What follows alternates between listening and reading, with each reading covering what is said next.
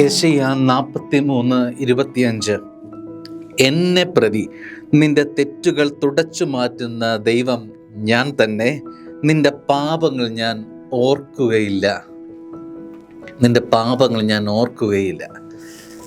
ഞാൻ ചെയ്തതൊക്കെ ഓർത്തിരുന്ന് എനിക്കെതിരെ പ്രതികാരം ചെയ്യുന്ന ഒരു ദൈവം, ഇങ്ങനൊരു മനോഭാവം ഉള്ളിൻ്റെ ഉള്ളിൽ രൂപപ്പെട്ടിട്ടുണ്ടെങ്കിൽ അത് മായ്ച്ചു കളയേണ്ട നേരമായെന്ന് തോന്നുന്നു.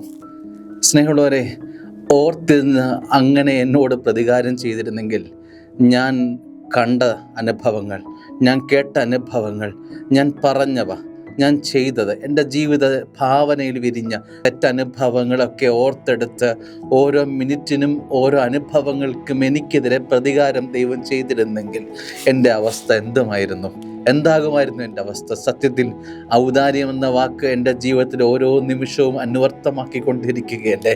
മായ്ച്ചു കളഞ്ഞ് ഓർക്കാത്ത വിധത്തിൽ ഞാൻ ചെയ്ത അനുഭവങ്ങളെയൊക്കെ തുടച്ചു കളഞ്ഞ് സ്നേഹം കൊണ്ടെന്നെ വാരിപ്പുണരുന്നു എന്നതല്ലേ സത്യം. ഓർക്കുന്നില്ല എന്ന് മാത്രമല്ല, സ്നേഹം കൊണ്ടെന്നെ പൊതിയുന്നു എന്നതാണ് എൻ്റെ ജീവിതത്തിലെ വാസ്തവാനുഭവങ്ങൾ. എനിക്ക് തോന്നുന്നു നമ്മുടെയൊക്കെ ജീവിതത്തിനും ഇത് തന്നെയാണ്.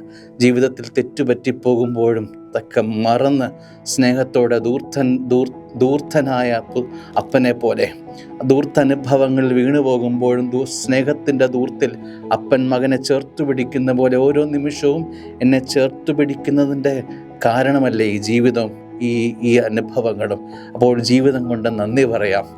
ഒരുപാട് സ്നേഹിച്ച് എന്നെ പൊതിഞ്ഞ ജീവിതമാണ് എൻ്റേത് എന്ന് ഓർക്കുമ്പോൾ, സ്നേഹമുള്ളവരെ, ചെയ്ത പാപങ്ങൾക്ക് എണ്ണി സ്നേഹിച്ചതാണ് എൻ്റെ ജീവിതമെന്ന് അടിവരയിട്ട് നമ്മുടെ ജീവിതത്തെക്കുറിച്ച് കുറിക്കാം.